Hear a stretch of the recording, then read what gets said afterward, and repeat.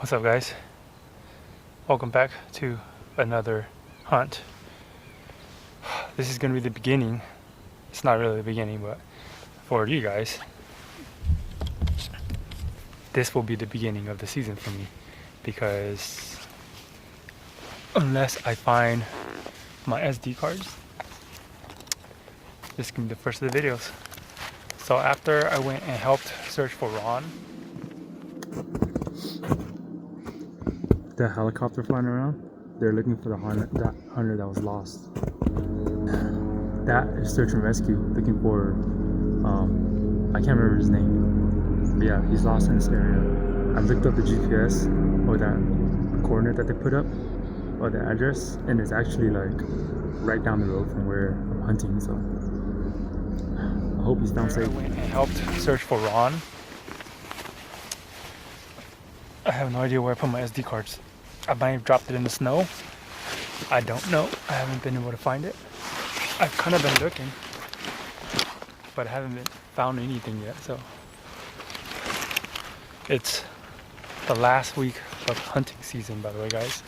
I really should be spraying tick spray again because it's the time of the year. But yeah, it's the last week of deer season. Not much else needs to be said besides that.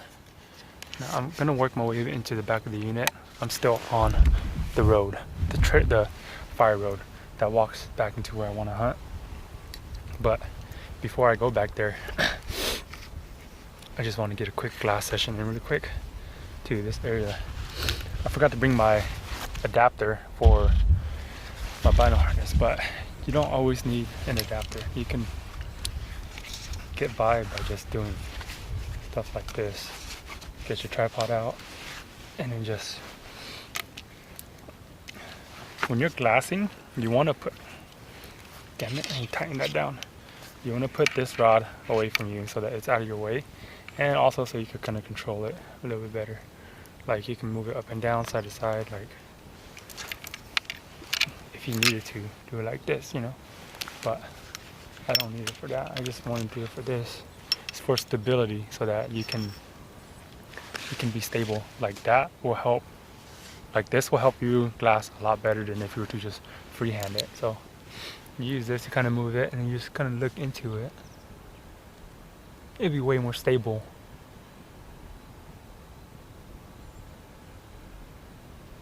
Prevents you from getting vertigo.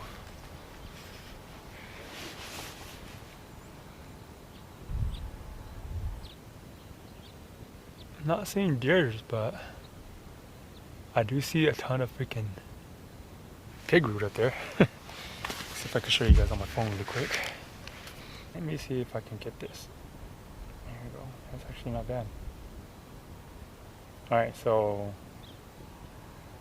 you guys see that pile right there?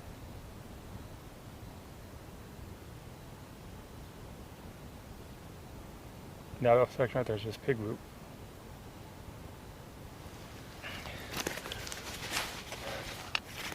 And let's see how far that is away from here. That is 550 yards away. Very far.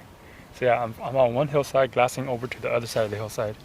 And if I glass something, I have time to go down the hill, down this road. It's a fire road, so it's easy walking. I have time to go up, and up there is not a fire road, but I have enough time to get up there and hunt if I find something. That's if I find something. I'm glassing up there, but we do have cameras up there. We have, I think, 2 cell cameras up there, but not in the areas that I'm glassing. So if you guys notice, right, because I get a lot of questions about glassing, how to glass. So I just want to show you guys really quick. When you glass, you know how like a stationary, right? It's pointed to basically a general direction. It's got a bunch of trees. So what you do is you look into it. And then you look to the right, under the trees on the right. And then if you don't see anything in there, you kind of switch over everything to your left. Look at all the trees under the tree that's under the left. And you basically just look at everything Like if you could follow my eyes, you're basically doing this in your binos or your glass optics. That's basically what you're doing. You're picking out spots that's inside the binos. That's generally how you do it. You're not looking at, like, you're not using your binos to just look at one thing and then move your binos to the next thing, move your binos to the next thing. When you're glassing, you want to be able to place it and then just pick out what you want to see in that frame, and then you move your binos over and you pick another spot and you do it all over again. That's typically how you glass big open country, kind of like this, 600 yards away, looking through the binos. I can see a lot of stuff through it. So that's how you would normally glass. That's how most of us people who glass do it. And then when you're done, you move your binos to another spot and you do the same thing.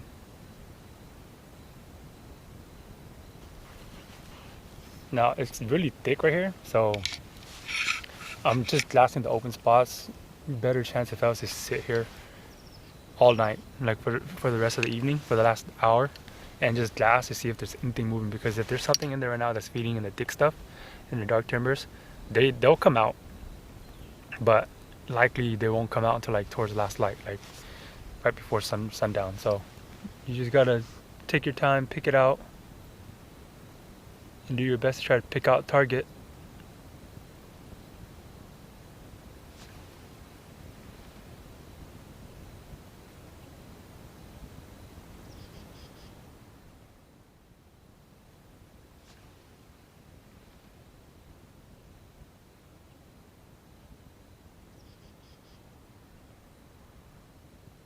Yeah, the pigs has been in here ravaging everything.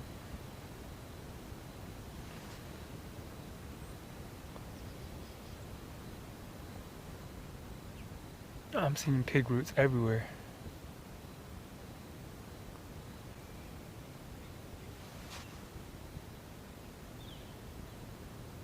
Oh, I found a buck.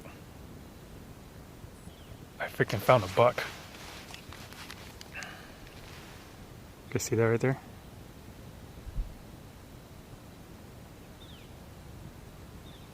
He just walked away.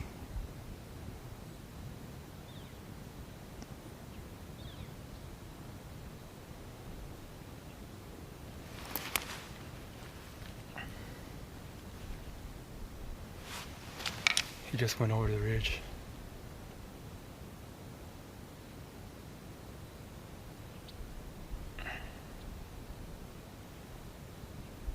Is he alone?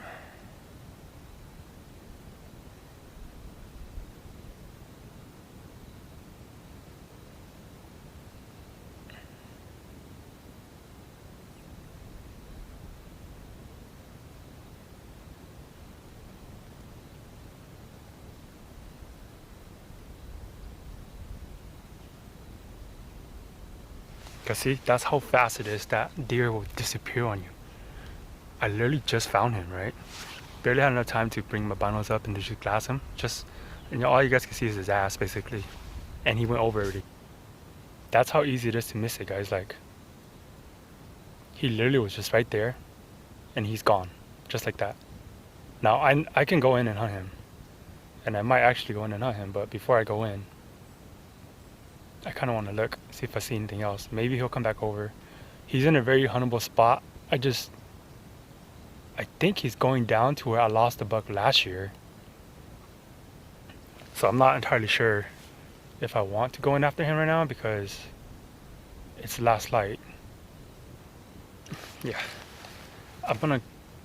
Because I can't find anything else. I've been kind of glassing everything.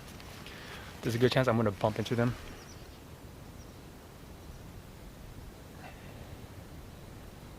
Okay. He's the only deer that I find, but it's so thick in there that I really could have been looking over other stuff. He was just feeding, he went over, so. This is why it's so good to glass at the direction that you came from. That's the direction I came from.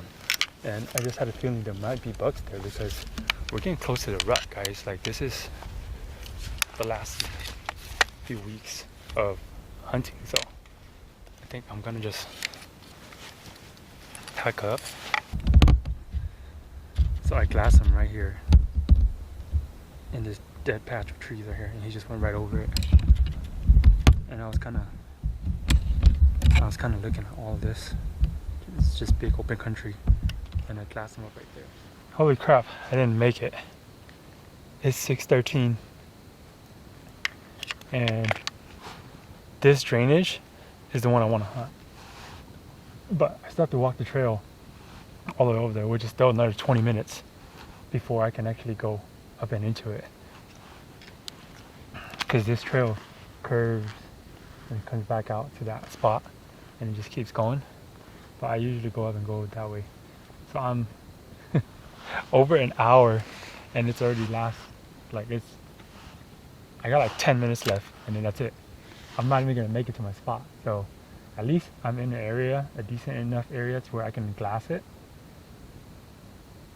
And if anything comes out, I'll see it, which I think at this point things already passed. Maybe I'll get lucky. That's it.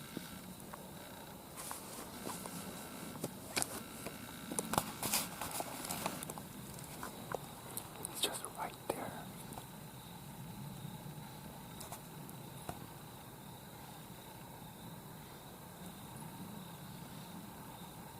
He's literally just right there. But he's through the trees. I can see his antlers moving back and forth. And you can't just hear that sound might not pick up, but he's in there making a ruckus.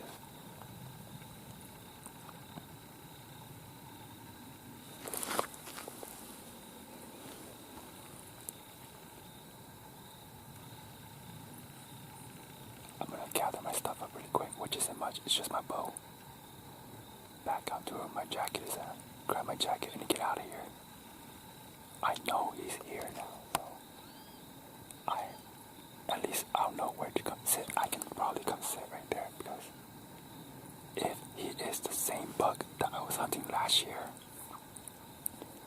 and the year before, and the year before that, that means he's clacking stuff over there. That means he's gonna come over that saddle that I glassed him up. He always does every year. There's a story to this buck. I've hunted him for a while.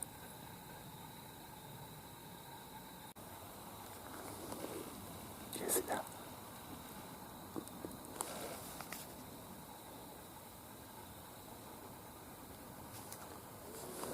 That's how long I've been hunting this buck. Since 2000. September 23rd, 2000. That's how long I've been hunting this guy.